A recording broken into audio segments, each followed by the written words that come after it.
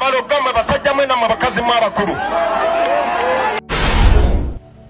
Alright, abaganda ebyo byammwe ekiri munda mu ggwanga erya America mu Seneta luyita olukiiko olukulu oba giyite Parliament eya America basonze ku ssekinnoomu munda mu ggwanga lya Uganda UPDF yeemaze oggobwa na bino wabimanya njagala tutambula empola kanzije.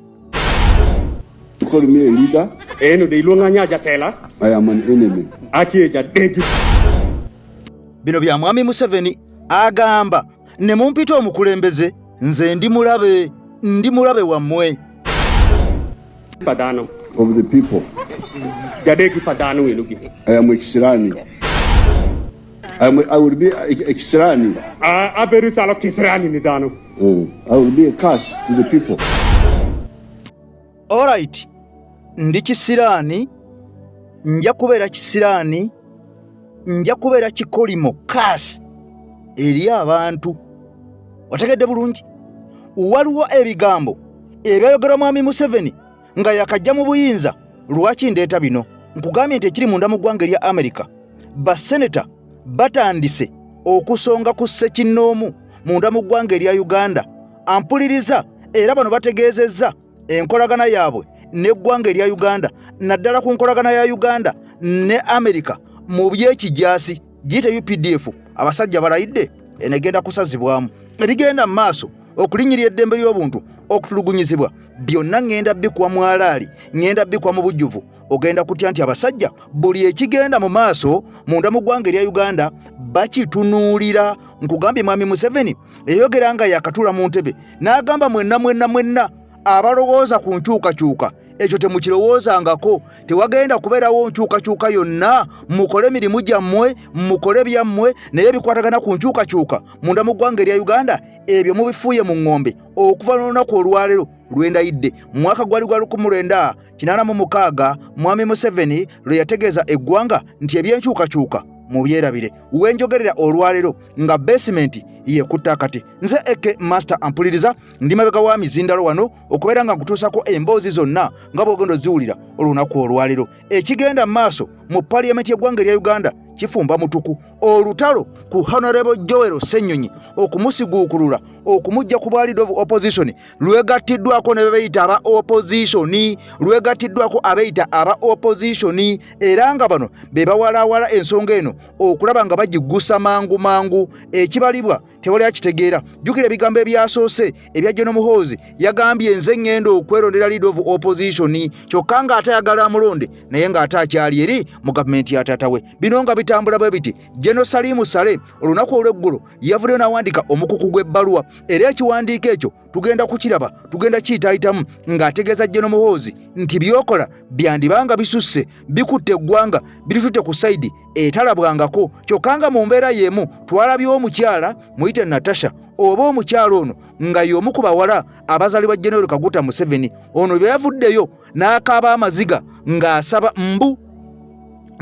mbu ensi mwali ng'asaba mbu Mukama Katonda abayambe famire yaabwe agikuume famire yaabwe. Bino byabadde bya mukyala oli omu ku bawala abazaalibwa General Kaguta Museveni. Kaakati nno bino ng'obiwulidde ng'obitegedde byengenda okutuusaako ebirala bingi gwe tulokkalire ekiri South Africa. Abantu batandise okusanjagibwa, batandise okutemwatemwa nga bw'olaba embuzi. Abantu babateeka mu makeesi nga balamu, amakeesi ago ne babasaanikiriramu ne babakomerera emisumaali n'ennyondo olumala ne babakomerezaako omuliro. Kyannaku munda mu ggwanga lya South Africa bagoba baddugavu abali munda mu ggwanga lya South Africa. Kaakati nno mukwano gwange ono omukyala Hajjati Nakalembe omusomi w'edduwa mbeera nkugamba nti ebigambo biddemu ng'omukubira ku ssimu oleme kubeereyo ng'okabatwawa nga ntulege. Kyokka nga Hajjati waali eyandikutaasizza embeera yonna ekuzitooweredde ebyakulemerera obimukwasa akusomera busomezi dduwa akumira bukumizi kyoto akuwa kyogo n'onaaba bunaabi. Ono si wa nsiriba si wa irizi si wa mbugo si wa nsaasi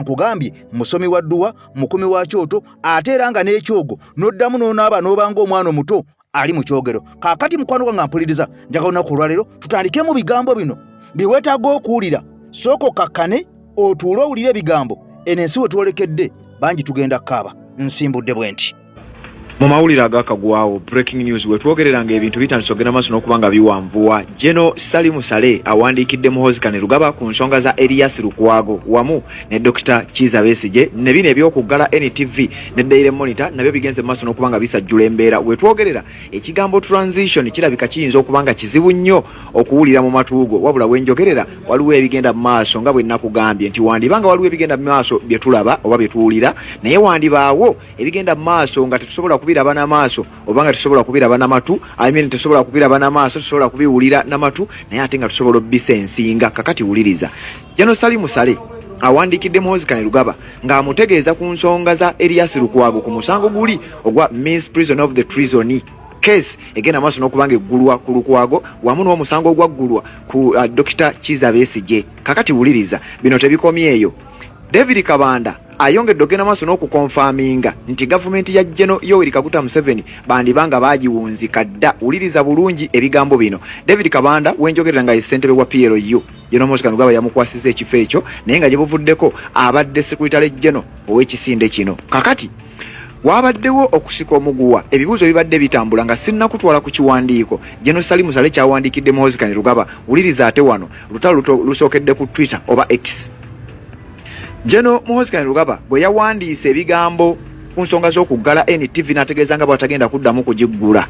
Omukulu amanyiddwa nga Andrew Mwenda, mumumanyi bulungi nnyo mwenna Andrew Mwenda, ono ng'era naye wa family first family era nga alina Oluganda ku bakungu bangi abali mu gavumenti ya Jeno Yoweri Kaguta Museveni. Andrew Mwenda yavuddeyo n'agenda ku mukutu gwe ogwa X n'ategeeza nga bw'ayogeddeko ayogeddeko ne Jeno Muhoozi Kainerugaba era mbwe essaawa yonna Andrew Mwenda olwo nga yagumya nti essaawa yonna enteeseganya zigenda maaso ez'okulaba nga NTV ne Daily Monitor zigenda maaso n'okubanga ziggulwawo. Kakati Andrew Mwenda nga yaripootinga ako kawandiike. Oluvannyuma lwa Andrew Mwenda okuvayo n'awandiika, kakati ate ne Jeno Muhoozi Kainerugaba naye n'avayo n'awandiika era ng'awandiika ng'akakasa nti kituufu Andrew Mwenda bye yayogeddeko bituufu, tugenda maaso n'okubanga tuteeseganya okulaba nga NTV ne Daily Monitor tubiggula. Kyokka mukadde ke kamu ebintu ebigenda maaso n'okubaako abamu ku bakulu mu kibiina kya NRM bebinyiiza. Omukulu oyo gw'olaba bamuyita Ofona Opondo. Ebbanga lyonna obadde ng'omuwulira nga ye mwogezi wa gavumenti ya Jeno Yoweri Kaguta Museveni era nga y'omu ku basajja babadde baterya ntama naddala wekituuka ku NRM nga be bamu ku basiniya abaabano ba David Kabanda. Ofona Opondo yagenze ku mukutu gwe ogwa X naye n'awandiikayo ebigambo ng'alinga yeebuuza era nga ye bimusobedde nga yeebuuza nti naye ddala bino bye tugenda maaso n'okukola nga sibitegeera. Kakati gavumenti ya NRM si yeefuga kubanga PLU tukimanyi ng'ekisinde ate kya Jeno Muhoozi Kainerugaba tekyawangula kulonda naye ate byonna bye bakola babikolera under PLU. Kakati omukulu ono ng'abuuza mutugambe lumu nti gavumenti gye tubadde tumanyi yawunzikibwa nga ffe tuli ku byaffe. Kakati wulire eyamuzzeemu bamuyita David Kabanda. Omukulu ono amaanyi mangi nnyo, nakugambye nze mbisoma nga weebiri olutalo luli ku X. David Kabanda yagenze ku mukutu gwe era nayo gwa X n'ayanukula Ofona Opondo era n'amutegeeza ebigambo bino. Ngenda bikusomera mu maaso awo naye nga Kabanda yabadde akyatudde nti kaakati bassebo ne bannyabo oba mwagala kulira kisinga mulira kisinge mwe bamuzeeyi gavumenti yawunzikibwa dda. Awo ayagala ogenda maaso n'okubanga kitegeere ng'okijja wano keko ke nakugambye ekigambo transition kiyinza okubanga kizibu okulaba oba okuwulira naye ate kyangu okufiiringa bw'oba ng'ogoberera. Kaakati nno wadde nga bino byonna ogenda mu maaso n'okubeera nga obiwulira n'okubeera nga obitegedde, mukwano gwange atugoberera vidiyo sooka ogimpere ekigalo kipayopayo ngenda kuddusaako mu kiwandiiko. Ate era munda mu ggwanga erya Amerika olunaku olwajjo omukulu amanyikiddwa nga Jiwunye ono nga seneta munda mu lukiiko olukulu olw'eggwanga erya Amerika era ng'ono yakulembera kye tuyita Senate Foreign Relations Committee ey'eggwanga erya Amerika. Kaakati ono avudde butereevu nnyo ng'ebigambo bye tabirumyemu era nga tabiridde mu ntama n'ategeeza ensi yonna nti eggwanga erya Amerika bano batuuse okubeera nga baddamu okurivyuwinga n'okwetegereza ebikolebwa Jeno Muhoozi Kainerugaba munda mu ggwanga erya Uganda. Seneta Muhoozi ono agamba nti bwe kitaba ki enkolagana yaabwe ne Jeno Muhoozi Kainerugaba enegenda kubeera nga esazibwamu era n'enkolagana yaabwe wamu ne UPDF ono agambye nti egenda kubeera nga esaanyizibwawo. Bano bagamba tebayinza kubeera nga bagenda mu maaso n'okubeera nga bakolagana ne Genero ono akola bwekola bino bwe biti munda mu ggwanga erya Uganda jjukira nti ono General Muhoozi ekimuviiriddeko akabasa yavuddeyo n'ategeeza ensi nti tagenda kubeera nga akkiriza mu free press oba okukkiririza mu mawulire agali independent amawulire gonna galina okubeera nga gagayidingibwa abali mu kibiina ekikulembera eggwanga erya Uganda so si kubeera nga bano kyebalabe kyebafulumya kyebalabe kyeboogera ono agamba nti ekyo nedda kikafuuwe tagenda kubeera nga akkiriza munda mu ggwanga erya Uganda kakati nno bino lwagudde mu Jim Riziki ono nga seneta munda mu seneti eya America nkugambye nti ono yakulira Senate Foreign Relations Committee ey'eggwanga erya America bw'atyo n'agenda ku X n'ategeeza ensi nti General Muhoozi kw'ossa UPDF bano essaawa yonna bagenda kwekennenyezebwa era baleke nga enkolagana yaabwe n'eggwanga erya America esazibwamu kaakati nno General Muhoozi ng'ayita mu musajja we amanyikiddwa nga David Kabanda oba Daudi Kabanda ono atanywa guteese ampuliriza avuddeyo n'ayambalira eggwanga erya America Daudi Kabanda ono agamba nti si buli nsi ebeerawo nga erina okubeera nga ekolagana ne America ebeera nga egitwalira wansi mu nkwawa zaayo Kabanda agamba nti bingi ebikolebwa eggwanga erya America wabula nga amawanga amalala gabiraba ne gasirika busirisi okugeza nga eky'eggwanga erya America okugenda ne bakwata omukulembeze ampuliza ne babba amafuta amayitirivu ennyo munda mu ggwanga erya Venezuela era ng'ono agamba nti baayongera n'okugenda mu maaso okwakula olutalo ku Iran olw'ekimpatira wabula eggwanga erya Uganda mbuli abasiriikirira ne libasaka siriso kakati nno ono agamba David Kabanda nti eggwanga erya America bwe bategendereze bwe bataasirike bwe bataamanye bwe bakoma yandibange yabalula esiridde bano bandikwata mu mannyo g'empologoma oba ne bagwa mu kateebe nga tebagenderedde wabula nga America evuddeyo nga ekolokota ebiseera bingi naddala ebikolebwa ebigenda mu maaso munda mu ggwanga erya Uganda n'olunaku olw'eggulo nakutegeezezza abasajja bavuddeyo ne balayira ne bakomba kwebaza eriibwa ne bagamba nti bekitaabe ki ennyo bano abasajja bandifundikira nga banooneddeyo abantu ssekinno munda mu ggwanga erya Uganda era nga bano bongedde okubeera nga baba sanctioninga gye buvuddeko obukyamwami Kyagulanyi ayingira mu polisi ggwanga erya Uganda bingi ebizze bibeerawo muzze mu biraba sanctions zizze zirinnya era twalabe n'omukulu ampuliriza amayikiddwa nga Fad wali eri munda mu ggwanga erya Netherlands ono nga looya mulamba mu kooti eya ICC gite International Criminal Court bwe yavuddeyo n'ategeeza ensi nti bano bagenda mu maaso okunoonyereza ku bantu ssekinnoomu naddala General Muhoozi Kainerugaba n'amagye amalala abagenda mu maaso n'okubeera nga bakola ebikolobero mbu ku Bannayuganda kaakati olwo babayite mu kkooti y'ensi yonna babasimbe mu kaguli batandike okubeera nga babitebya oba oli awo kaakati no nessa Jim Riziki ono nga seneta ayongereza ku bigambo biri oba oli awo ebya kkooti y'ensi yonna bye nnakuwadde olunaku olw'eggulo wano ku EKTV kaakati kansooke nkuze ate mu bigambo ebya seneta ono Jim Riziki ne Daudi Kabanda nga bayisiŋŋanya owulire. Honorable Daudi Kabanda ayambalidde seneta Jim Riziki ono nga yakulira Senate Foreign Relations Committee ery'eggwanga erya America bw'ategeezezza nti eggwanga lya America terigenda kusobola kukolagana na General Muhoozi Kainerugaba kw'ossa n'eggye lya UPDF olw'okuba nti General Muhoozi yawandiika ku mukutu gwe n'agamba nti takkiririza mu free press. Daudi Kabanda amutegeezezza nti alekeraawo okusonseka ennyindo mu bintu ebitamukwatako. Amugambye nti talowooza nti amawanga agakolagana ne America galina olukusa okubaako bye gasalawo mu ggwanga erya America era amutegeezezza nti talowooza nti olutalo olw'ekimpatiira lwe bawakula ku ggwanga erya Iran kw'ossa n'okubba amafuta mu ggwanga erya Venezuela nti ensi tebiraba. Kale nno nabwe kityo nti nga Uganda bw'eteeyingiza mu nsonga za America naye asaanye yeesonyiwa ensonga za Uganda.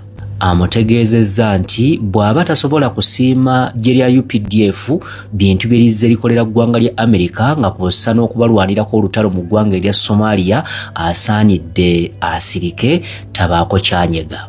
Yadde nga Seneta Jim Riziki tannaba kusazaamu bigambo bye yayogedde eby'okuba nti America yalisazaamu enkolagana yaayo ne UPDF kw'ossa n'omuduumizi w'eggye lya UPDF General Muhoozi Kainerugaba abadde tannabaako kyayanukula Honorable Daudi Kabanda ono nga ye mukulu akulira ofiisi y'omukulembeze w'ekiwayi kya PLU General Muhoozi Kainerugaba. Byebyo nno nze Maatitti.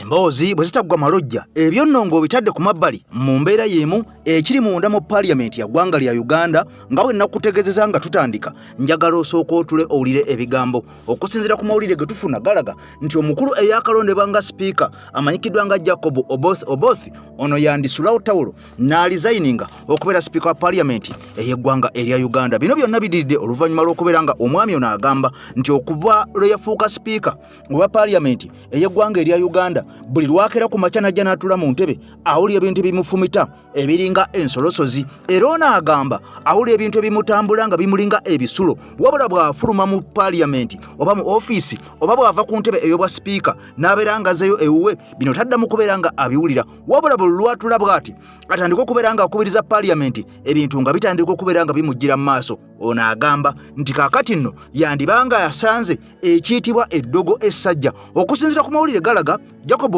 Oboth agamba nti kino bukyabaawo abadde takirabangako mu bulamu bwe ekyokubeera nga afuna omulimu wabula omulimu ogwo gwafunye ne gumufuukira ekizibu. Kati ono agamba tamanyi lunaku ki lwagenda kufa, tamanyi oba anaamalako, tamanyi oba taamaleeko, wabula ono agamba embeera bwe naayongera okubeera nga ekaluba nebeera nga muzitoweredde yandisula tawulo n'abeera nga alizayininga. Saagala weerabire omugenzi Jacob Olanya ono yali sipiika wabula n'ekisanja kye teyakimalaako. Ogenda okakananga ono afiidde munda mu ggwanga erya America mu kibuga Boston era bazza mulambo oluvannyuma lw'okumala akabanga nga alwadde nga tawona, wabula taata we bwe yali ayogera ku kufa kwa mutabani we ng'ebigambo bye yayogera byavunulwa nga omusajja amanyikiddwa nga Nobert Mau. Taata w'omugenzi Jacob Olanya yagamba nti omwana we yamugamba nga tannafa nti yaweebwa obutwa wabula tetumanyi obutwa baabumuweerawa, waka we, bantu be, bafamire ye, mikwano gye, ani yamuwa obutwa. Taata w'omugenzi ekyo teyakyogera wabula nga yakakasa nti omwana we yafa butwa. Ebigambo by'enakwadde eggulo omukulu Lukungu Nuhu ng'akutegeeza nti Rebecca alitwala Kadaaga yategeeza nti yakolera aba NRM naye kye baamusasulamu kyekyo kyolaba kyafaanana olunaku olwaleero nga mukazi wattu eyali omunene eyali anyirira eyali ebituggula essaawa zino asulwa n'empewo. Kati ebyo ng'obitadde ku mabbali maama Switzerland nkutumiddeko nnyo ne nkusaasira embeera gy'oyitamu. Abantu baffe bonna tubaagala nnyo abasangibwa awo ne famire yonna maama tubatumiddeko nnyo. Kaakati n'ebigambo bibino mukanda wange amanyikiddwa nga Nikolai Dubai uliza sipiika bw'atandise okulajjana nga bino bitambula bigenda mu maaso. Kaakati ate n'ensonga eza Honorable Joel Ssenyonyi nazo zikutte wansi ne waggulu abasajja baagala kumusiguukula wabula nga ebyo bimaze ninye Tabuzi akunnyonnyola butya bwe yasinkana ne Bobi Wine abantu batandika okumuyita Molo oba Mbega. Wali next to Kaihura nga mukube ebifaananyi as a photographer for Uganda Police. Ninye Tabs. Yes. Bobby wali photographer wa Uganda Police gye wava ogenda okuba Bobi Wine ebifaananyi. Bobby nanya approaching through my friend called Mbogo. Kwa Mbogo naye ku university ng'abeera mu Lumumba mbeera mu Micho. Nenga ye Mbogo akimanyi njagala Bobby omufiirako ninga okubira police ebifaananyi. Yes. But by then of course there was no big friction between Bobby and police. Of course. Nga oluusi neyo abafunye obuzibu nga bwe bata Master Master Blaster ow'Emboko ne bayita Bobby najja n'abayambako ku harmonizing abantu ng'abantu bakola akavuyo kangi. So it also shows kikulaga nti Bobby yali leader from way back. Very good. Mbogo na ntuukirira nangamba munnange Bobby yagambye yagakwogerako nawe. Mugamba Mbogo Rasta njagazaaki anjagazaaki zoli star mmanyi nga star nabo ntegeera artist gwe nkuze nga nkola ki njagala ntuuke nga ngenda ne ku bivulu bye nangamba Bobby yagakwe ne mugamba Mbogo nimba Mbogo no ku embakere ku university nga tumuyita na Bobby nickname banange nangamba yagakogeko nawe ne mugamba gwe kweli akati ateze yantegedde atya nangamba no nambwa bifaananyi bye wankubye nayimulazeeko yabirabyeko nagamba ni dogo nakwefaananyi ne mugamba ono nagamba muleete. Now I will tell you later why I like Bobby so much. They've told him a lot of things. He knows where he got me from. Akimanyi nti wali okuba police bifaananyi. Why ne mu meeting waliwo hotel ba restaurant bagiyita owekyaliyo plan B ngeri awagenda ku pop yes plan B was walinga nato tuka kushero yambuke yes when I think ana Bobby my first time to have a face-to-face conversation with him nangamba gwe dogo gwe okuba ebifaananyi byakabi bro nali ntidde okumitinga Bobi Wine obanga alidde mbalo olukwe abeera ngeri nga ndi wano oyo musajja bwaba waneno mu Uganda maaso bomulaba buli lunaku bwe mbanjagala buli lunaku waba oyagadde ne buli lunaku ankubya amasanyalaze bupya buli womutuukako oyongera kubeera shocked kale nakwita n'okuyita musibye mwembi nabanaga tabzaliwa banange nogamba oba ki so Kyagulanyi is a different player. Yeah, my guy, he has some divine touch that you don't have. Even the casual politicians we have been having, they don't have it. This is a guy who grew up from the trenches. He has some anointing you don't have. Have you met the president osanga oyinza okugwawo ekigwate? Ani musanvu. Ate nga tigangwawo kigoki. Nga ngenda tandika kukoba ebifaananyi bya Bobby. Nali nkuba ebifaananyi bya General Kayihura ne office ya IGP. Nga gwa bakuba nkikuddiremu from university nali nkube banya identifying as a very good photographer nenfuna akalimu okukola ku office ya IGP nga nkuba ebifaananyi kamera kwera recording agati nakalembe omusomi w'edduwa bw'oba wenyiye embeera embi yankusomere ku dduwa abali ebweru mirimu gigaanyi papula zeesibye kino kyekyoto kwensabira omukisa kobe ng'oliriddawa wali wekusabira n'ofuna emikisa ky'oba olaba ngabirira ebinyonyi ebitalina kyakulya naawe atalina mulimu jangu kusomere ku dduwa ofuna omukisa eno ennyanja kwesula buli kimu ekisira ne kiba kikujjudde nekikasuka mu nnyanja nekikunta nekigenda nze Agati Nakalembe kambawo ennamba yange yeeno 0755375 temuddeeyo nimwebakira ebizibu mukoye ku nnamba yange eno. Nyago yagamba yasanyuka nnyo okukwata era emutuufu okusanyuka era nti ng'alaga toli mugezi nnyo. No waliwo ka video ke nalabye alina TV kwe yali yes Munyago namugambako nze ndi mugezi ng'akulaga nti toli mugezi nnyo n'ensawo gy'ozannyamu amawulire yennyini nnyini si avunaanyizibwa. It is okay yako azanyagage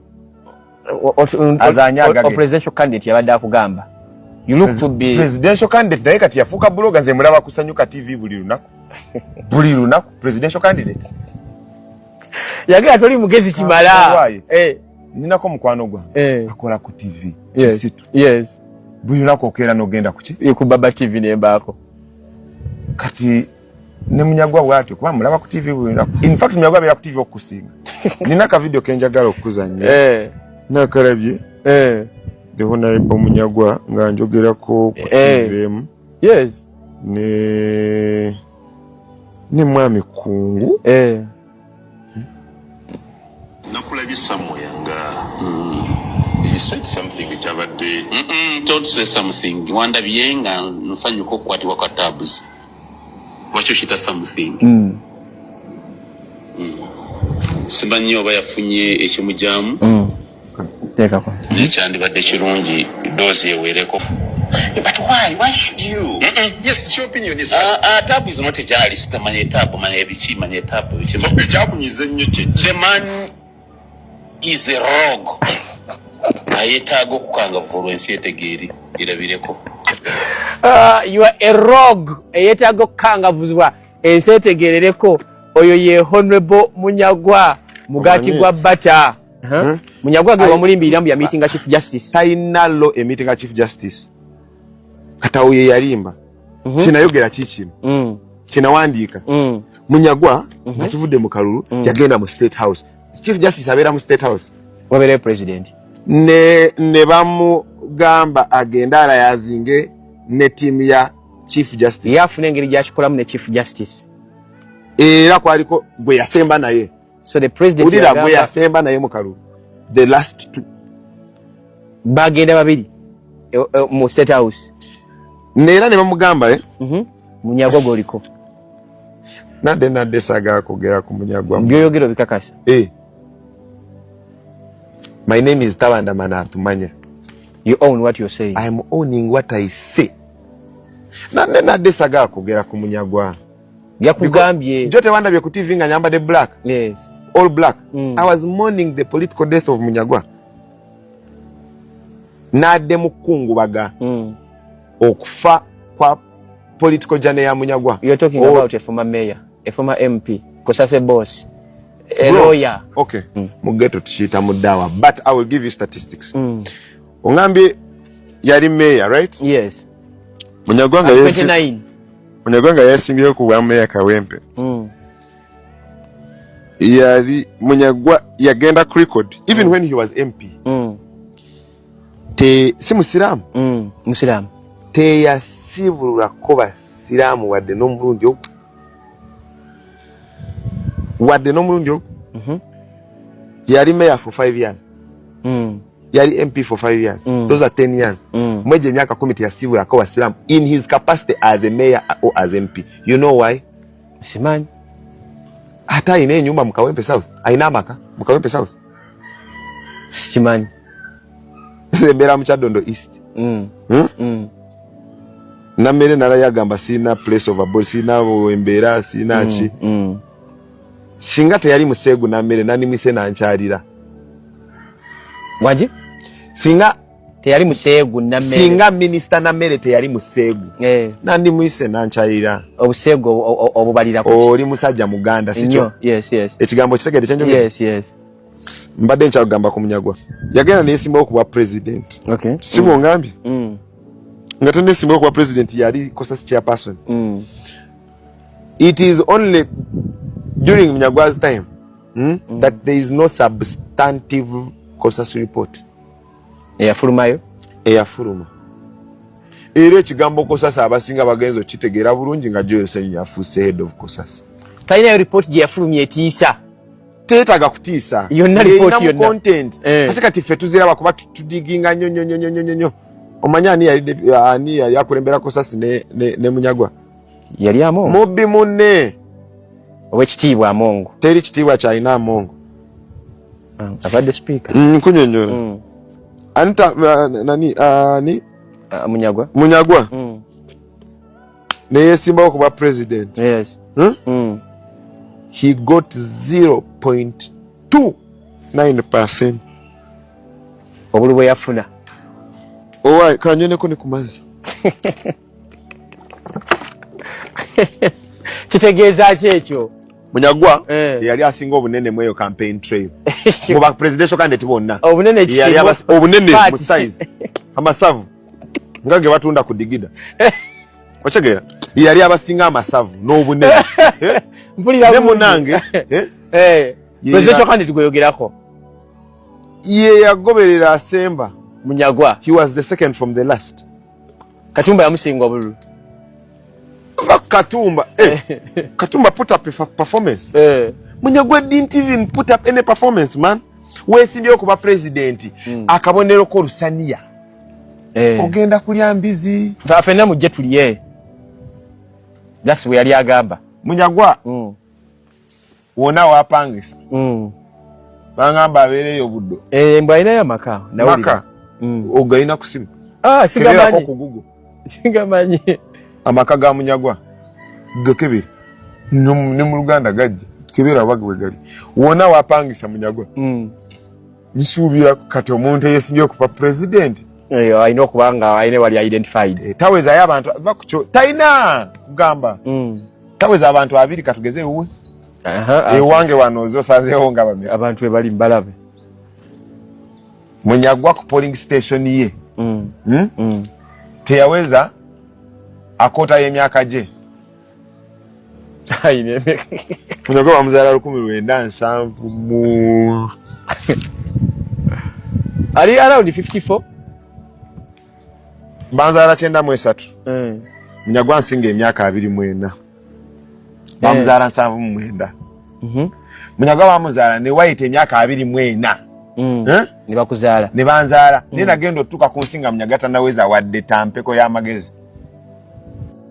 gavumenti ey'eggwanga erya Uganda bwe bateyawambibwa yandibanga enaatera okuwambibwa okusinziira ku mawulire ge tufuna ne tweets zonna ezifuluma wali ku mukutu ogumanyikiddwa nga gwa General Muhoozi Kainerugaba zitegeeza nti ono yawambadde obuyinza munda mu ggwanga erya Uganda. Wabula bino byonna tebinabeera official ku mukutu gwonna naddala ogwa gavumenti munda mu ggwanga erya Uganda, oba TV oba radio oba mpapula z'amawulire. Wabula bino tubijja ku tweets ezigambibwa okuba nti omukutu guno gwa General Muhoozi Kainerugaba. Kaakati nno bwe kibanga bwekityo bwe kiri nga gavumenti yamala dde okubeera nga ewambibwa, wano njagala owulirizeewo nnyo, abasajja baamala dde ate okuliyetingawo opposition enkambwe ate egenda okulwanyisa gavumenti eyajjako General Museveni. Obanga obadde tokimanyi tuli mu transition, twatandika dde okubeera nga tukyusa ebigambo. Wuliriza nnyo, kaakati nno omukulu amanyikiddwa nga Akiguddeko Rwabogo, ono ye bba w'omukyala fastest daughter owa mwami Museveni. Kaakati ono agamba nti Uganda eyolekedde ensozi 3 zigambalagala. Njagala nnyo owulize akatambi kano. Jjukira ono y'omu eyavaayo mu ddoboozi liri tuzanya enkya n'eggulu eriraga nti ono yali ategeezezza nti abantu b'e mu Western be balina okubeera bakabaka, be balina okubeera bakingi, be balina okubeera abagagga, be balina okubeera abalangira, abasigadde bonna munda mu ggwanga erya Uganda basigale nga baddu. Ono mbu ye yabyogera mu katambi ako, wadde nga katambi yavaayo n'ategeeza ensi nti ebyalimu tebyali bibye, byonna byali bifumbirire, baamuteekako matu ga mbuzi kumuliisango. Era agamba si ye yabyogera wabula nga katambi kaafuluma. Kakati essaawa zino ono azze akolokota ebikola bya General Muhoozi Kainerugaba, ono nga yakulira amagye era nga ye mukoddomi we, era nga twalidde n'oluvuvumbu. Wabaddewo ne meeting eyatuuziddwa e Nakasero, bano abasatu ne basinkana mbu okuli General Muhoozi, okuli General Museveni n'okuli omukulu ono Akiguddeko Rwabogo. Naye mbu nga Akiguddeko Rwabogo ekisinga okubeera nga kimubobbya omutu ebyo ebikolebwa mukoddomi we General Muhoozi Kainerugaba, General Salimu Sale, byavuddeko okuwandika ebbaluwa, omukuku gw'ebbaluwa nga wandikira General Muhoozi. Kati wuliriza omwami ono gw'omanyi oba omugenderako oba diversion biwulire. One Saturday afternoon recently, I participated in an exercise with our 11-year-old daughter. She was preparing an experiment simulating how escalators are made. I watched her concentration. She was cutting used cardboard boxes, lining the pieces together, and working with a hot melt glue gun as she repeatedly fixed its candlesticks. She then applied soft stick glue on papers to underline the cardboard box. With her little hands, she put together short chopstick-looking holders to aid the rotation process for her simulated escalators. She did the first prototype, but the rotation blades didn't work.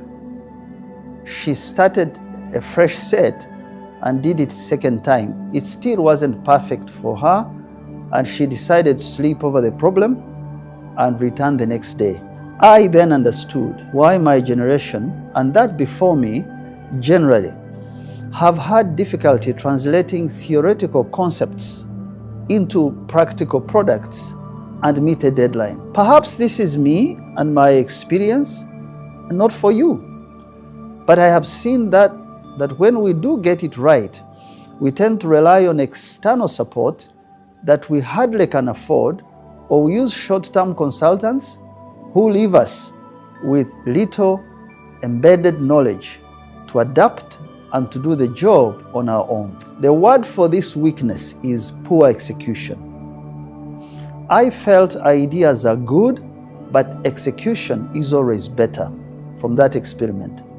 I know this because I have suffered the same weakness, and I used to confuse it with procrastination. Procrastination, which is the habit of putting off an activity till it is too late to be done. But I found out, just that experiment, that this is a different problem we face, and it is embedded in our education system. Our education system does not bridge the gap between knowing a thing and the doing of that thing. This is not laziness or lack of zeal. It is having no connective tissue between the knowledge of something and its execution to get a generally pre-agreed outcome. I have come to a conclusion that this is a threat to the future of Uganda. If we do not prepare the next generation of leaders or managers or farmers or accountants or entrepreneurs to confront it. It's a threat. A friend from another country once told me, and I quote, "I would like to teach Ugandans, especially young people, how to manage things, how to move from one point to another, how to set goals and achieve them, and learn and move to the next stage." I want to handhold those young people in the matter of predicting things based on a plan. I want to teach them how to execute and how to deal with the world of work, close quote.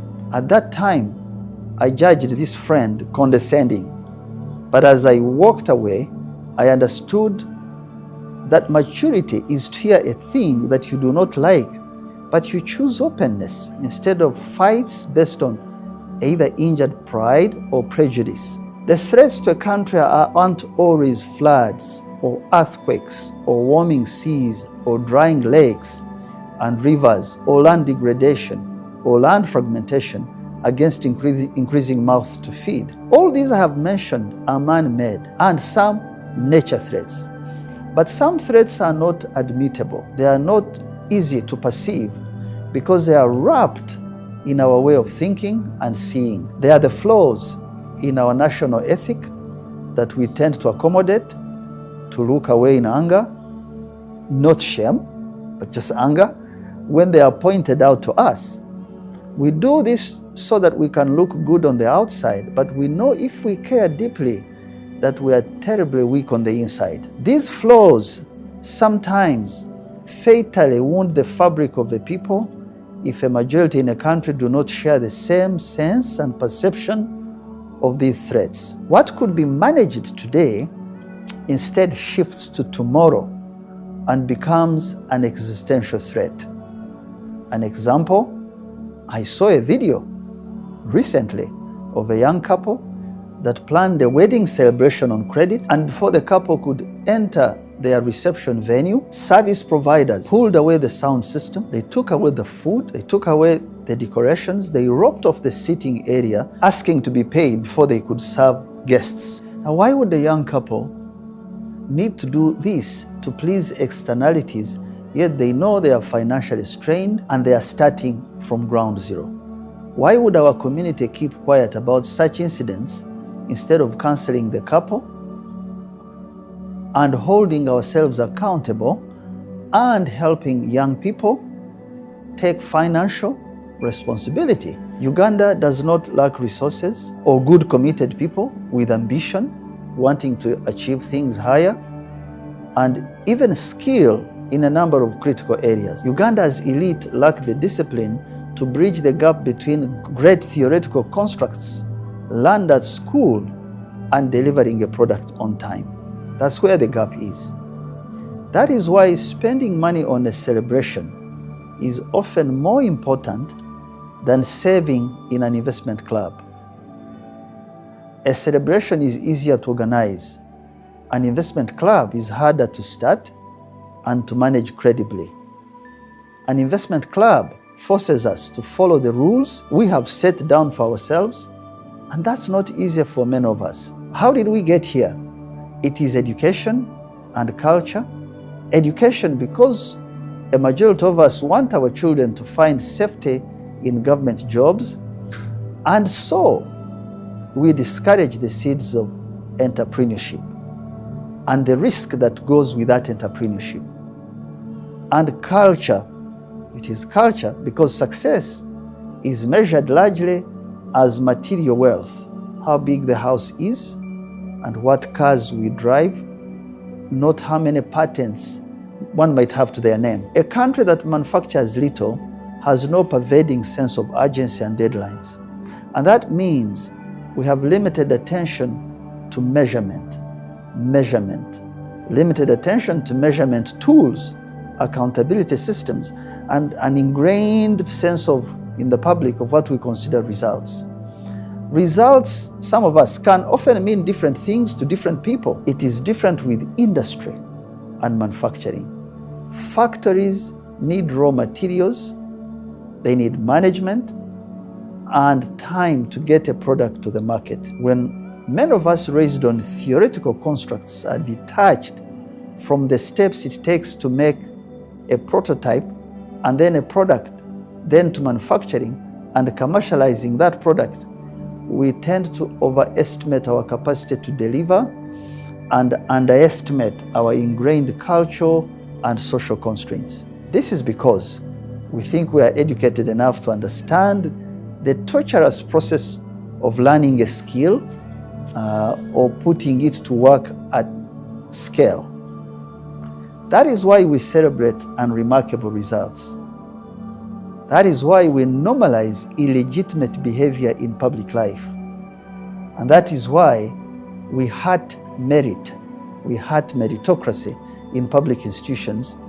And when we have destroyed other areas that I mentioned, we find room to accommodate us in politics. So now if politics becomes a dumping ground, then we lose the moral authority to raise good leaders, good teachers, good engineers, good doctors, and many more, because it doesn't pay to be good at what you do. It pays to be in politics. That's the message we give. What do we do to solve this? I'm trying a new idea for a new season.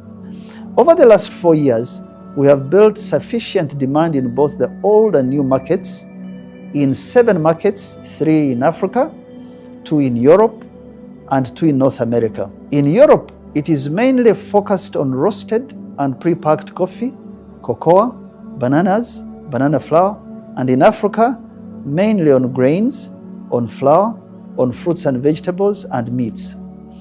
However, we have dispersed distances of small producers across Uganda with no scale. Uganda has no product collection system.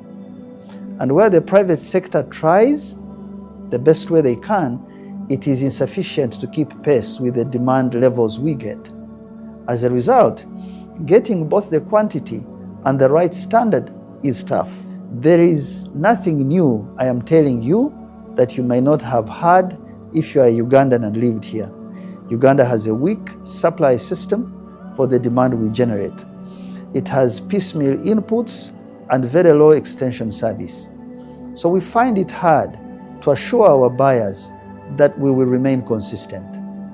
We do not have a large commodity company like many in the West.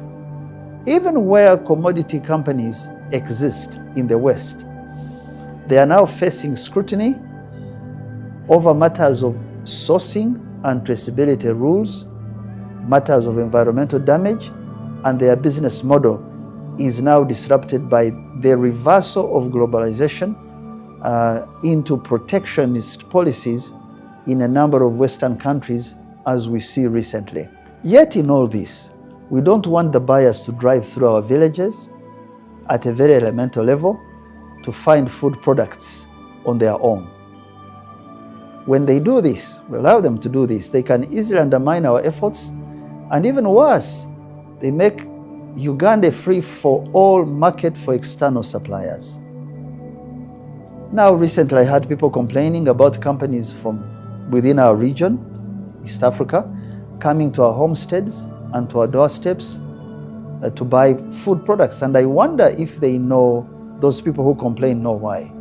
If you do not collect and add value, should the market stop others from doing it, the market will continue and the players will do whatever it takes to make a margin. So we have returned, especially as per se, to the 2005 country zoning system that the NRM government announced in 2005 or thereabout, but did not follow through.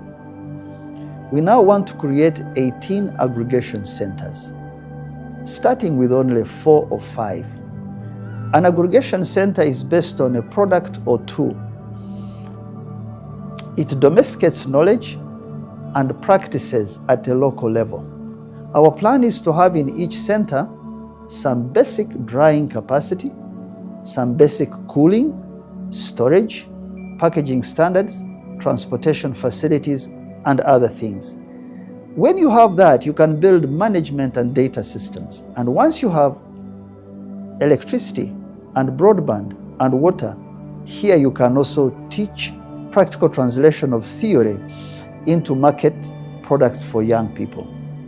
We have no context for this, but we are stepping out in faith and we need all the support we can get.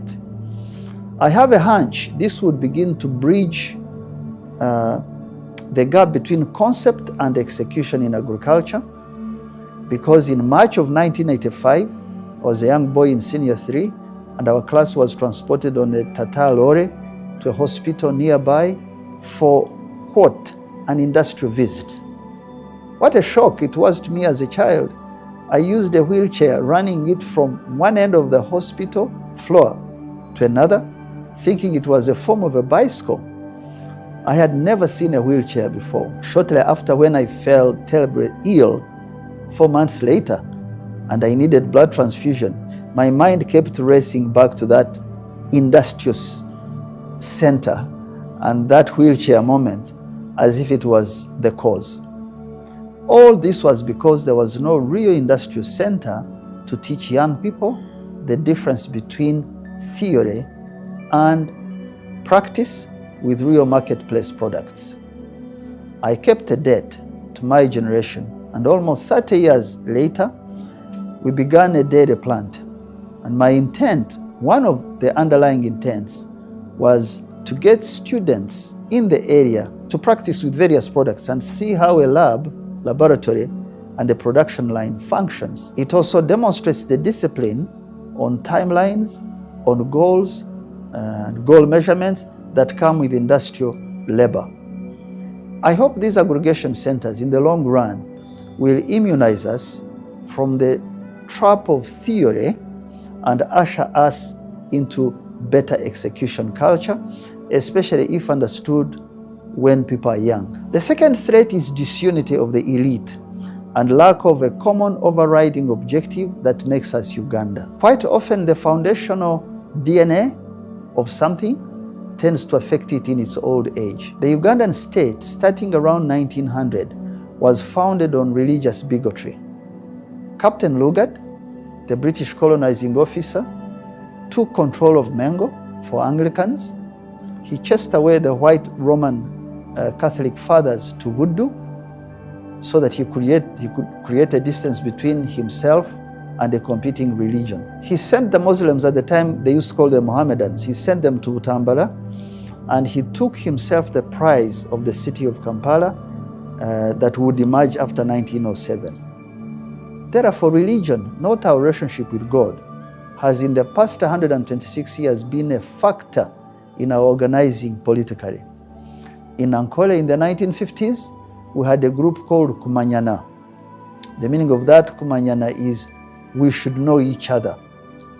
Largely that Kumanyana group was composed of one religious and cultural group opposing the status quo of the Nkore kingdom. And there was another one responding to that Kumanyana called Tukafachi. Tukafachi was composed of the elite in the area. The word Tukafachi meant that what have we done in this? And why bother us in this fight? We have no dog in the fight, as the Americans often like to say. These religions also reflected the political party formations in almost all areas of Uganda after 1954.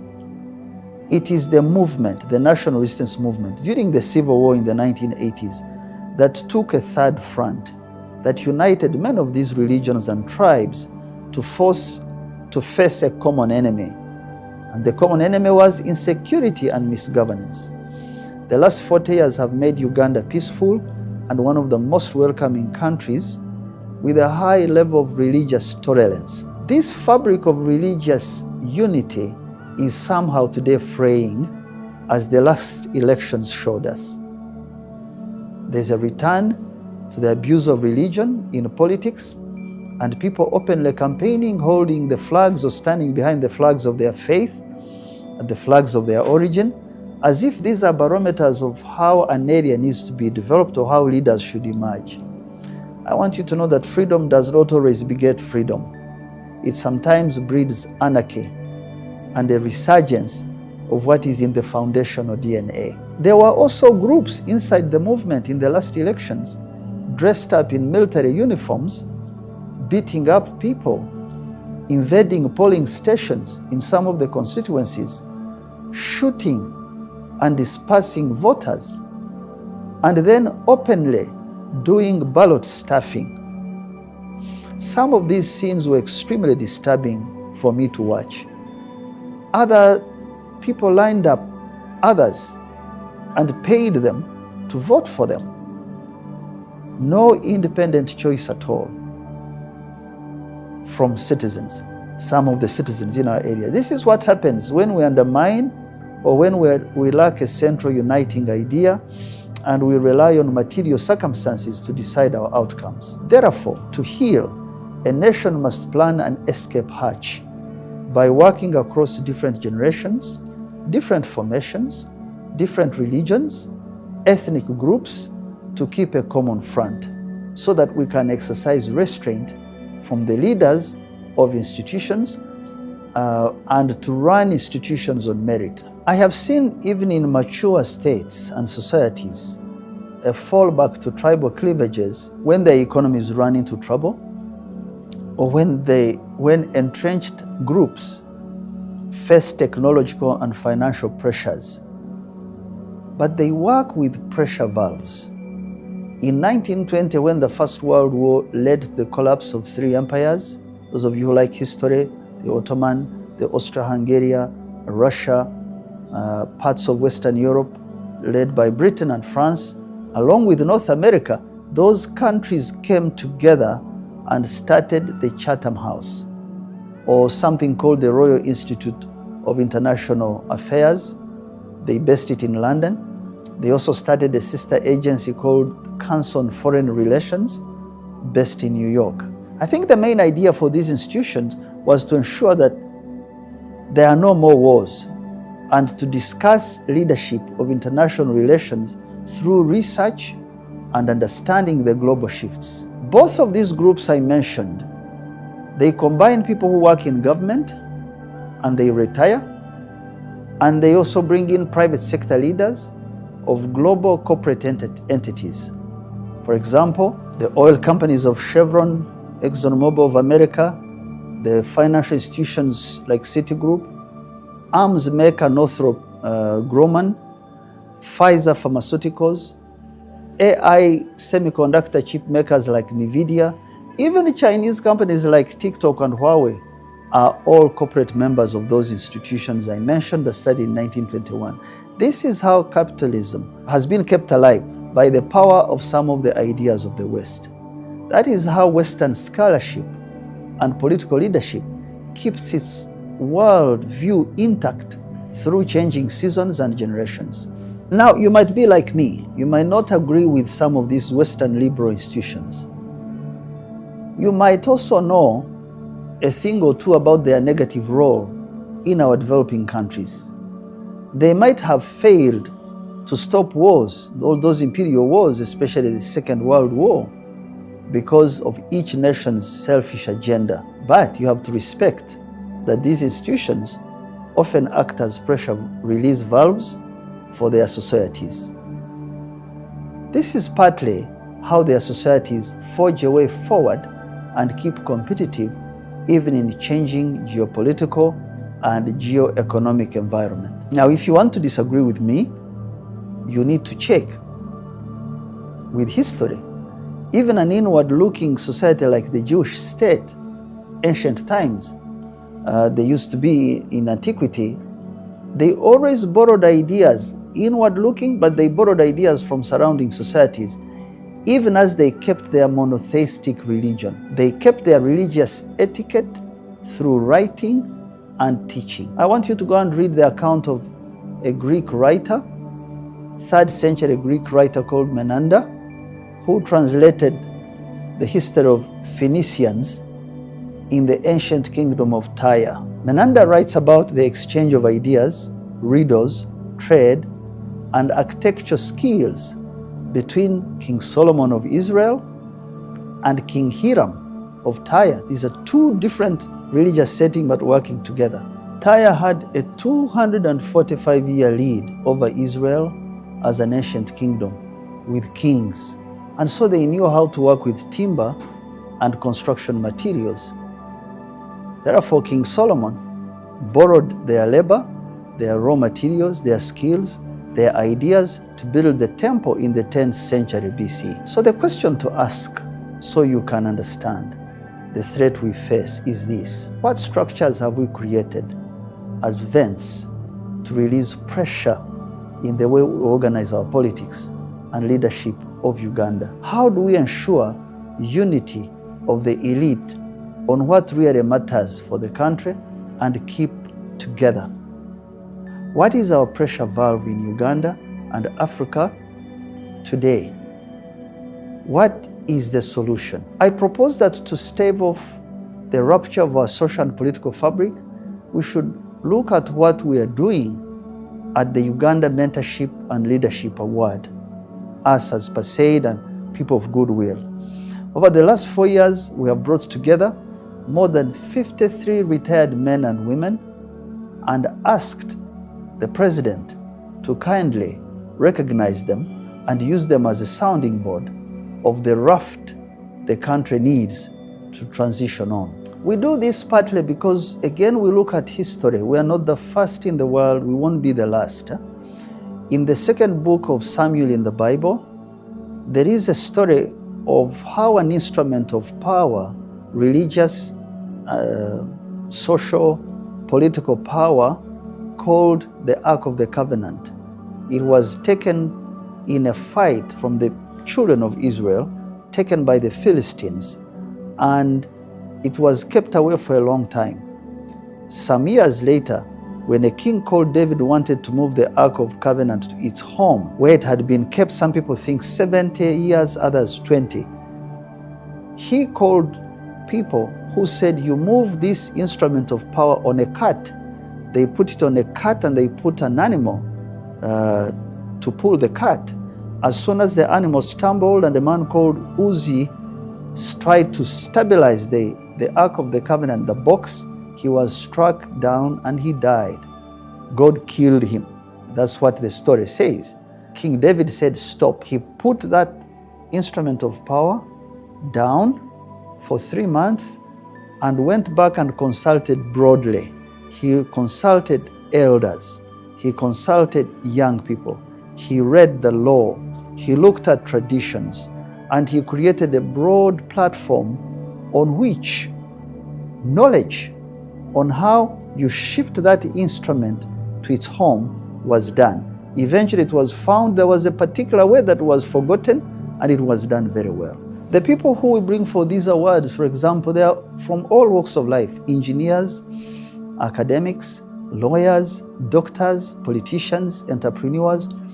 Almost every key person the president has worked with in the last 40 years and beyond. Why do we do this? We do this because we see a dearth of wise leadership from many young people who have been raised in a peaceful environment and have sometimes, not always, sometimes very limited knowledge of Uganda's history and its uncanny habit of repeating itself. When young leaders insult or lie or steal or bribe and even murder and get away with some of these crimes hiding under politics, the way UPC youth wingers used to do in the 1980s, it is a very dangerous precedent. It chases away many good people from public life. It incentivizes criminality in public office. It should be penalized, not ignored, swept under the carpet, or even sometimes rewarded, as I see dangerously. If you see no role for these elders as a stabilizing influence, you are wrong. I want you to read your African history. Let me give you a recent example.